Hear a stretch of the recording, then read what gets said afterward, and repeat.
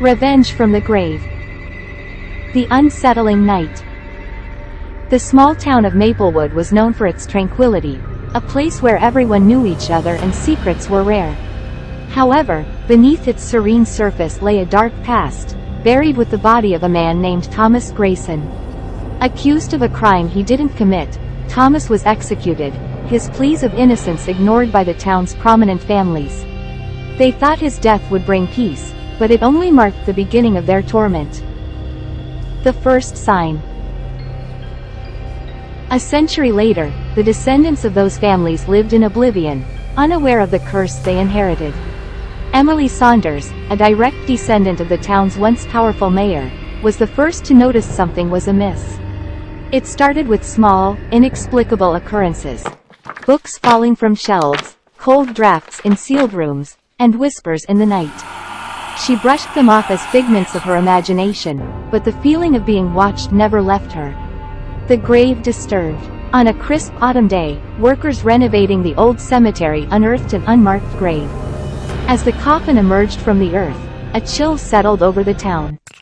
That night, a spectral figure began to appear, drifting through the streets, his eyes filled with sorrow and rage. Thomas Grayson's spirit had awakened, and his vengeance was at hand.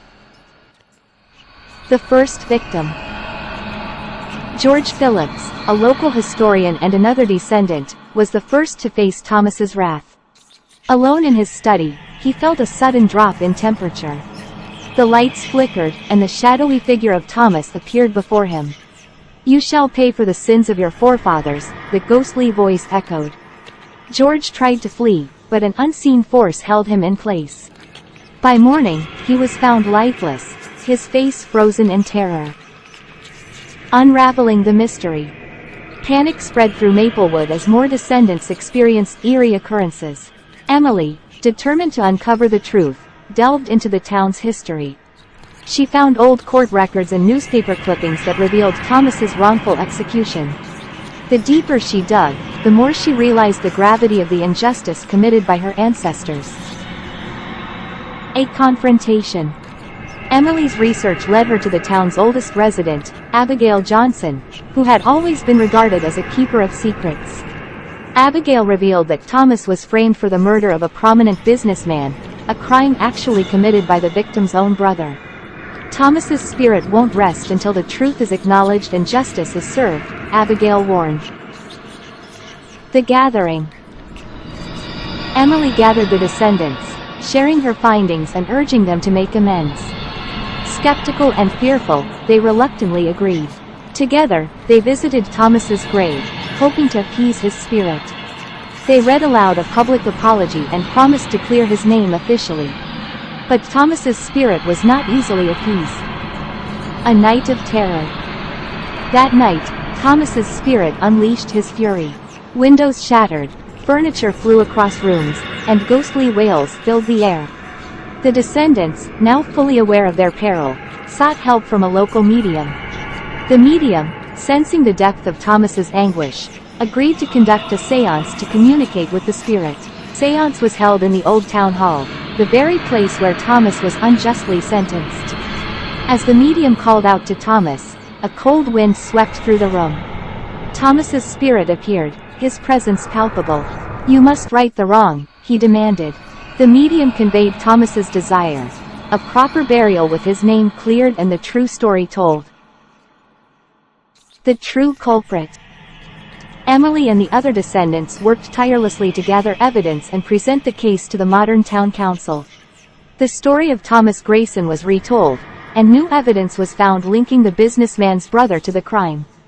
After much deliberation, the council agreed to officially exonerate Thomas and erect a memorial in his honor. The exoneration. On a sunny afternoon, the town gathered at the cemetery. A new headstone was unveiled, bearing Thomas's name and the truth of his innocence. Emily read a heartfelt speech, acknowledging the town's past mistakes and the hope for a future free of such injustices. As the ceremony concluded, a calm settled over Maplewood. The final rest. That night, Emily felt a warm presence in her room. Thomas's spirit appeared one last time, his visage now peaceful. "Thank you," he whispered, before fading into the light. The curse lifted, and the town of Maplewood returned to its quiet existence, forever changed by the tale of Thomas Grayson. The legacy. Emily continued to live in Maplewood, her life dedicated to preserving the town's history and ensuring that such injustices were never forgotten. The descendants, once divided by fear and guilt, formed a tight-knit community, bonded by the shared experience of righting a wrong. The story of Thomas Grayson became a cautionary tale, passed down through generations. Echoes of the past. Years later, a new family moved into Maplewood, unaware of its haunted past. They soon discovered the town's story and the legacy of Thomas Grayson. Inspired by the tale, they joined Emily in her efforts to maintain the town's history. The spirit of Thomas, now at peace, was said to occasionally visit, a guardian watching over the town he once haunted. A new beginning. Maplewood thrived, its people united by a shared purpose. The town became known not just for its tranquility but for its resilience and commitment to justice. Visitors came from afar to hear the story of Thomas Grayson, learning from the past and ensuring that his memory lived on. The annual remembrance. Each year, on the anniversary of Thomas's exoneration, the town held a remembrance ceremony. People gathered at his gravesite, laying flowers and sharing stories of forgiveness and redemption. The ceremony became a symbol of the town's transformation, a reminder of the power of truth and justice. The descendants' promise.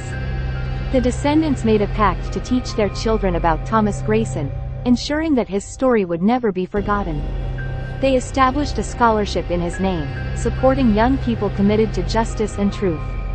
The scholarship recipients, inspired by Thomas's tale, went on to become advocates for change in their own communities. The watchful spirit. Though Thomas's spirit no longer sought vengeance, he remained a watchful presence in Maplewood. Those who encountered him felt a sense of peace, knowing that he watched over the town he once haunted. His story continued to inspire, a testament to the enduring power of truth and justice. A town transformed. Maplewood became a beacon of hope, a town transformed by its willingness to confront its past and make amends. The story of Thomas Grayson was a reminder that even the darkest of times could lead to redemption. The town flourished, its people united in their commitment to honor the past and build a brighter future. The eternal peace. Emily, now elderly, looked out over Maplewood with a sense of fulfillment. The town had come a long way since the days of Thomas Grayson, and she knew that his legacy would continue to shape its future. As she closed her eyes for the last time, she felt Thomas's presence, a gentle reminder that even from the grave, justice could prevail.